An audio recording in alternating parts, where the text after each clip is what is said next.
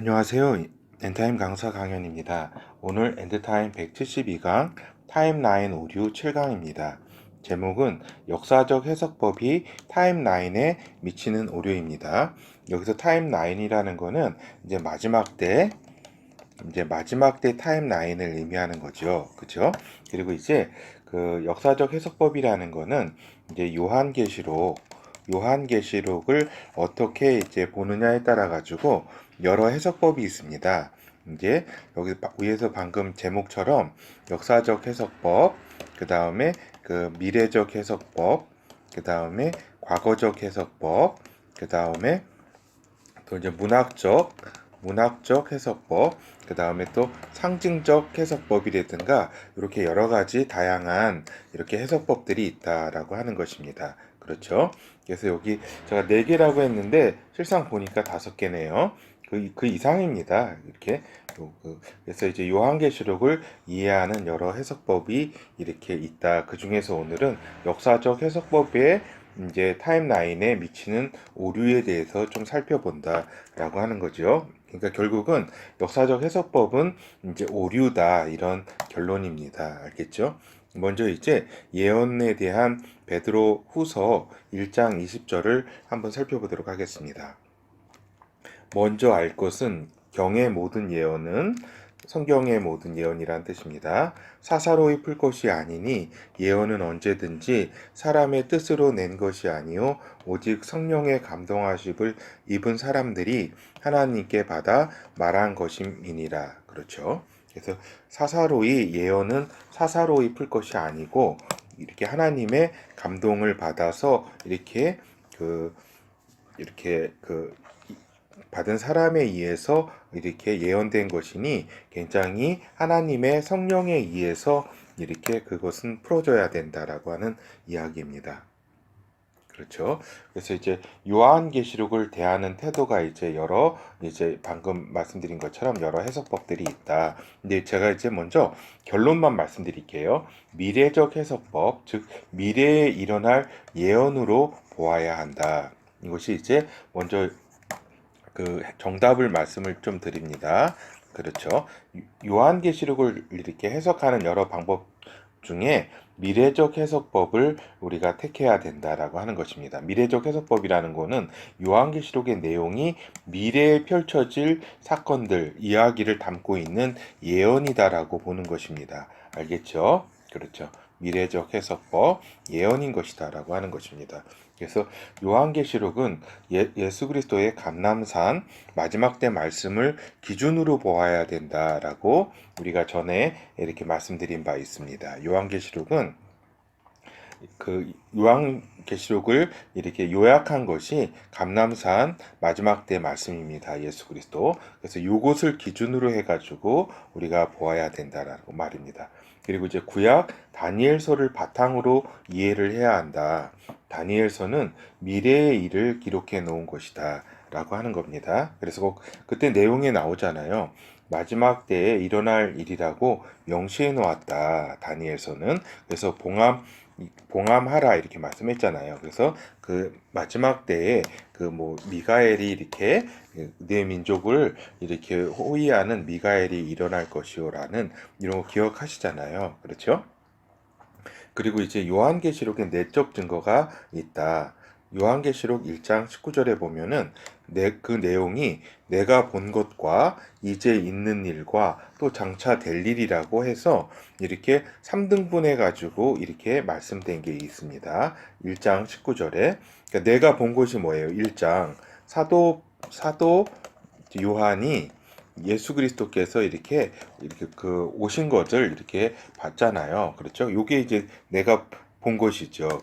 그리고 이제 있는 일, 이건 뭐예요? 7대 교회에 여러 가지 요한계시록을 전하라고 말씀을 전하라고 했잖아요.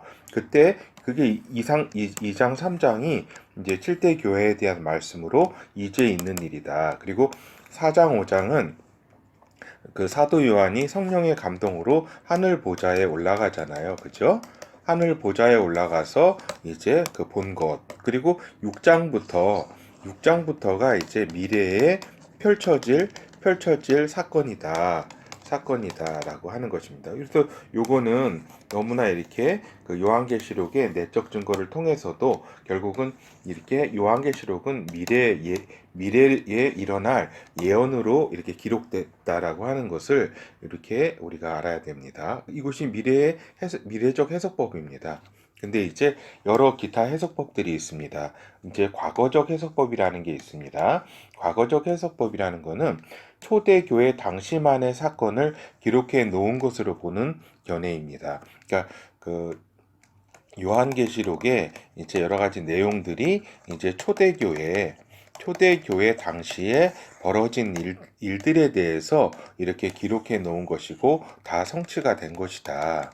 다 성취가 되고 이제 그 미래에 뭐 이렇게 그거하고는 이제 관련이 없는 것이다라고 하는 것입니다. 다 과거에 성취가 되었다고 보는 것이 과거적 해석법입니다. 요한계시록의 목적은 초대교회 성도들에게 용기를 주기 위해 기록해 놓았다라고 하는 견해입니다. 그렇죠.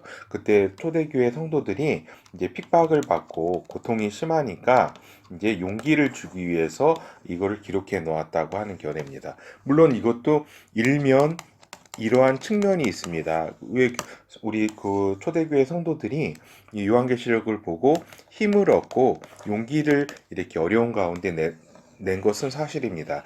그렇지만은 그것을 용기를 주기 위해서 기록해 놓은 거는 그 목적의 아주 일부이고 실제 이렇게 기록해 놓은 거는 미래에 어떠한 일들이 이렇게 벌어질 것이다라고 하는 예언을 이렇게 알려주기 위해서 이렇게 요한계시록은 기록한 것이지 무슨 어떤 용기를 위해서가 아닙니다. 알겠죠? 거기서는 이제 인내하라고 요한계시록은 인내하고 이제 마지막 때 이렇게 환란의 때가 있는데 그것을 견디고 이렇게 이러한 그렇게 하라고 그렇게 기록이 되어 있는 것입니다. 그렇죠. 그리고 이제 역사적 해석법은 이제 간단하게 얘기해가지고 예수 그리스도의 초림부터 이제 재림까지의 이제 긴 역사가 있잖아요. 긴 역사. 그렇죠. 그래서 요한계시록의 인과 나팔과 대접, 재앙이라든가 그 모든 사건들이 초림 때부터 이렇게 재림 때 주님께서 오시는 전 역사 기간에 관한 이야기이다라고 하는 것입니다. 알겠죠? 요것이 역사적 해석법입니다. 요건 조금 이따 오늘의 주제인 만큼 이렇게 뒤에서 살펴보도록 하겠습니다. 그 다음에 이제 영적 해석법. 이거는 이제 상징적 해석법인데 모든 것을 은유, 상징, 비사실로 보는 견해입니다. 알겠죠? 문자 그대로를 이렇게 받아들이지 않고 요한계시록의 모든 내용들을 이렇게 은유와 상징으로 그래서 그거를 이제 영적 해석법이라고 그냥 이름 붙여가지고 모든 것은 그냥 교회다. 그 다음에 모든 것은 다 이렇게 성도다. 뭐 이렇게 가지고 두 개밖에 없습니다. 그리고 모든 것은 이제 사단. 그리고 모든 것은 하나님의 나라. 이렇게 큰 이제 주제로 그냥 모든 걸 다 있죠. 이렇게 집어넣는 겁니다. 그래가지고 결국에는 그 자기 맘대로 가장 피해가 큰 게 이제 영적 해석법입니다. 상징적 해석법. 여기에서 이제 각종 이단들이 이제 다 나오게 되고 자기 멋대로 해석하는 것이 상징적 해석법이다. 이거 영적 해석법이라는데 누가 뭐 이렇게 터치를 하겠습니까? 그렇죠? 그리고 또 문학적 해석법이라는 것이 있습니다. 그렇죠? 이거는 이제 묵시문학이라 그래가지고 환상과 묵상을 통해서 이렇게 본 것이다. 그래서 요한 묵시록이라 그리고 계시로 인정을 하지 않습니다. 하나의 문학적인 작품이다. 그 정도 수준에서 머무는 것입니다. 알겠죠? 이러한 문학적 해석법, 이것도 이렇게 요거는 결국에는 계시가 아니라는 것을 이렇게 주장하고 있는 것입니다. 그렇죠? 그래서 오늘 역사적 해석법의 그 여러 가지 맹점을 중심으로 살펴보겠습니다. 아까도 위에서 말씀드린 것처럼 역사적 해석법이라는 것은 예수 그리스도의 초림부터 재림 때까지, 그죠? 재림 때까지의 긴 지금 역사 있잖아요. 2000년에 이제 역사가 있고 또 앞으로도 더 이렇게 더 있을 텐데 역사가 진행될 텐데 이제 아까도 말씀드린 것처럼 요한계시록의 내용, 인과 나팔과 대접이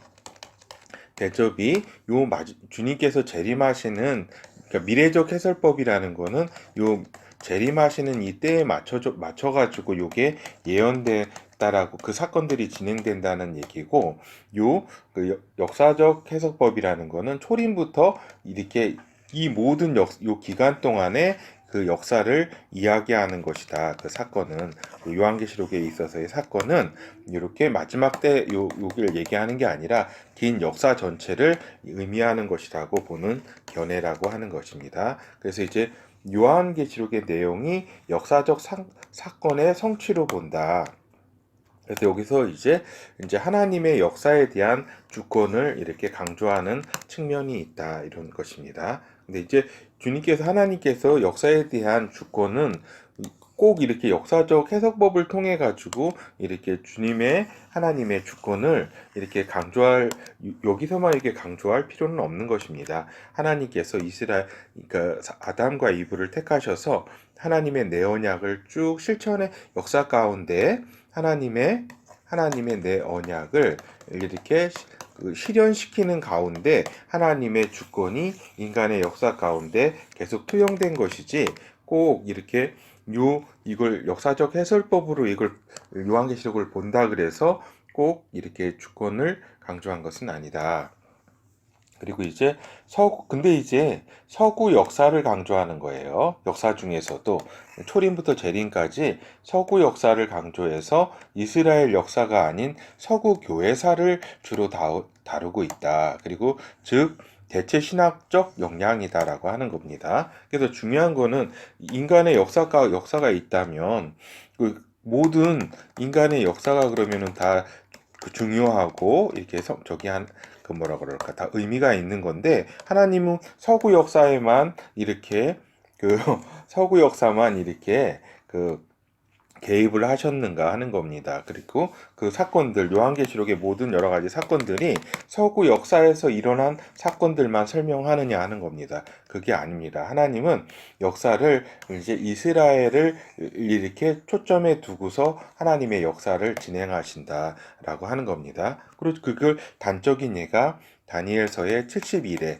이스라엘 내 민족과 예루살렘 거룩한 성을 위하여 70일회를 이렇게 기획하시고 이렇게 가브리엘 천사를 통해서 알려주시잖아요. 그렇죠?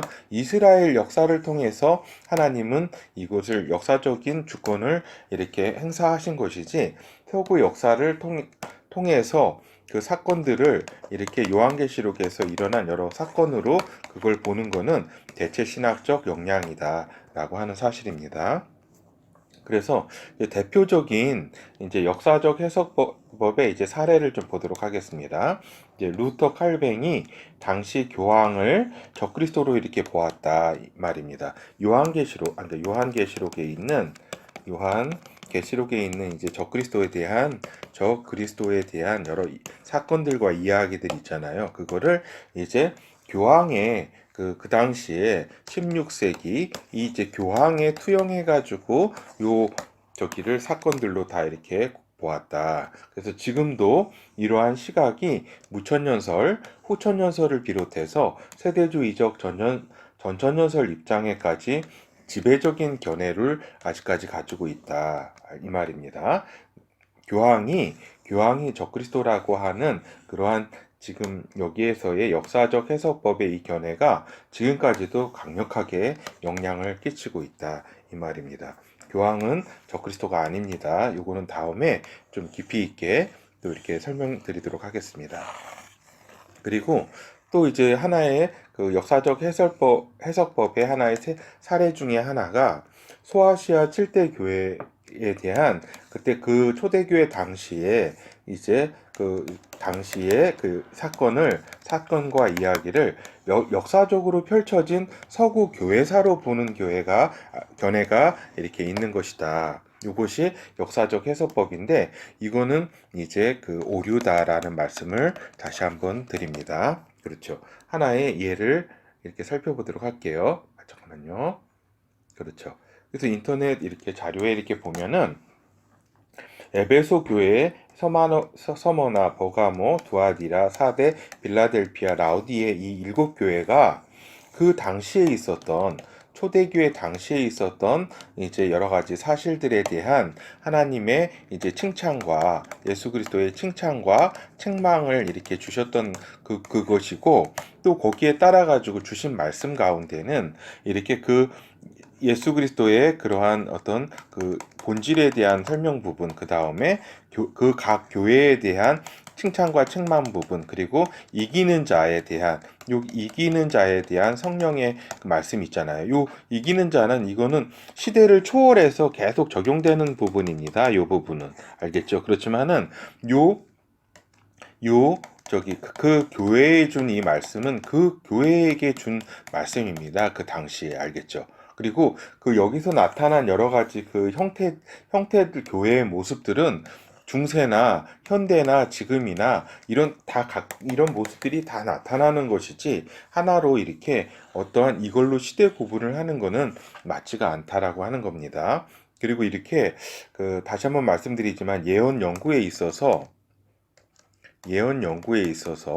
이렇게 에베소 교회 무슨 뜻이 바람직한 몰약을 의미한 혼인 계속 이렇게 남은 자를 의미한다, 형제의 사랑을 의미한다, 뭐 이렇게 인권을 이렇게 의미한다, 여러 가지 이런데 이제 시간을 이렇게 뺏는 거는 이거는 그 의미는 이거는 그렇게 그러니까 어떻게 보면 예언을 연구할 때 시간을 낭비하는 그런 것이다라고 하는 말씀입니다. 이런 시간에 주님의 그 말씀 하나를 더 이렇게 외우거나 하는 것이 더 낫다라고 하는 겁니다. 그래서 여기서 일단 제가 이제 역사적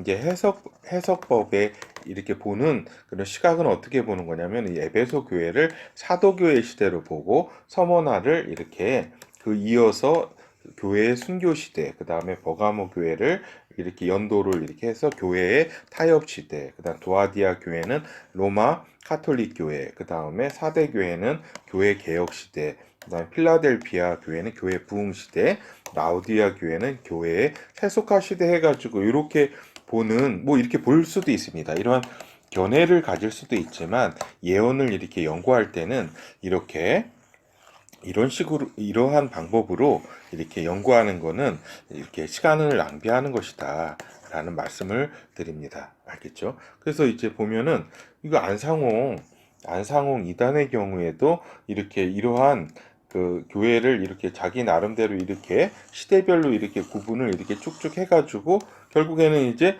그 1964년 이후로는 은혜의 왕국의 시기에 사는 시기해 가지고 자기를 또 적용을 하고 있다라고 하는 이렇게 방금 말씀드렸지만 이런 게 오류고 잘못된 것이다라는 말씀을 다시 한번 드립니다. 그래서 이렇게 시대별로 이렇게 보는 것은 그렇게 맞지가 않다. 그렇죠?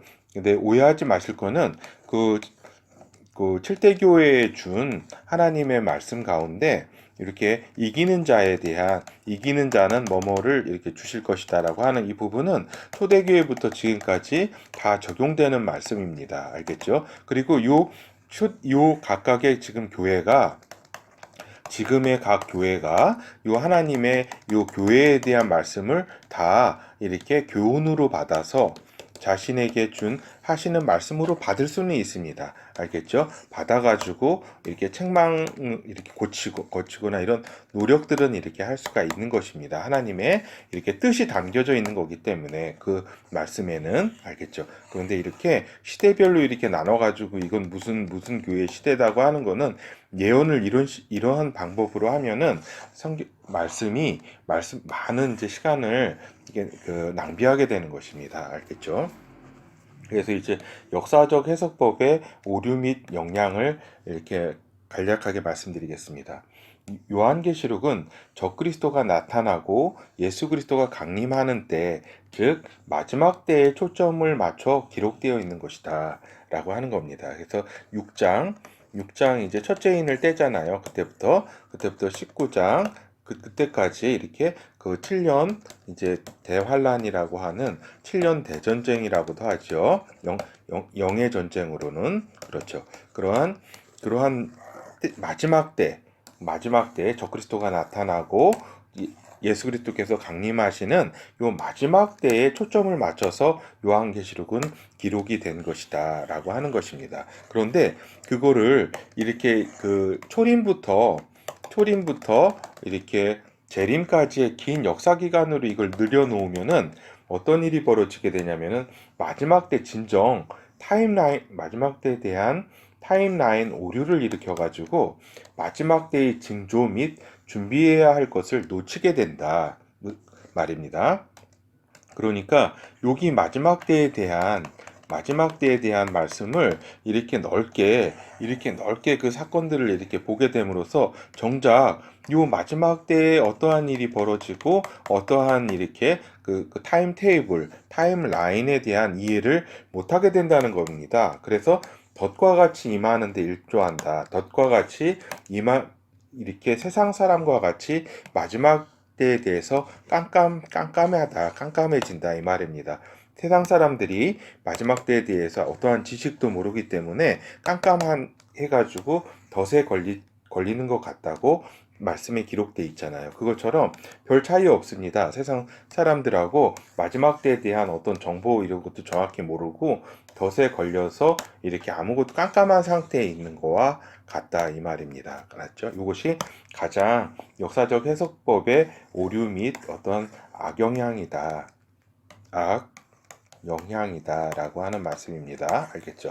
그래서 역사적 해석법이 지금 이제 여러 가지 그 신학교나 교계에 이게 그 굉장한 이렇게 많은 부분을 차지합니다. 이 부분 이렇게 해석하시는 분들이 알겠죠? 그렇지만 이거는 제가 분명히 말씀드리는데 오류다라는 말씀을 다시 한번 드립니다. 여기 섭섭해하거나 이렇게 하시지 마시고 이걸 다시 한번 이렇게 깊이 이렇게 예언은 요한계시록은 예언이고 미래 마지막 때에 대한 사건들이 어떠한 것이 일어날지에 대한 말씀이라는 것을 기억해 주시기 바랍니다. 그거는 이제 예수 그리스도께서 감람산 마태복음 24장에도 말씀드렸다시피 그 말씀에 있다시피 그 마지막 때에 대한 감람산 말씀 그거는 뭐예요? 마지막 때에 대한 말씀이잖아요.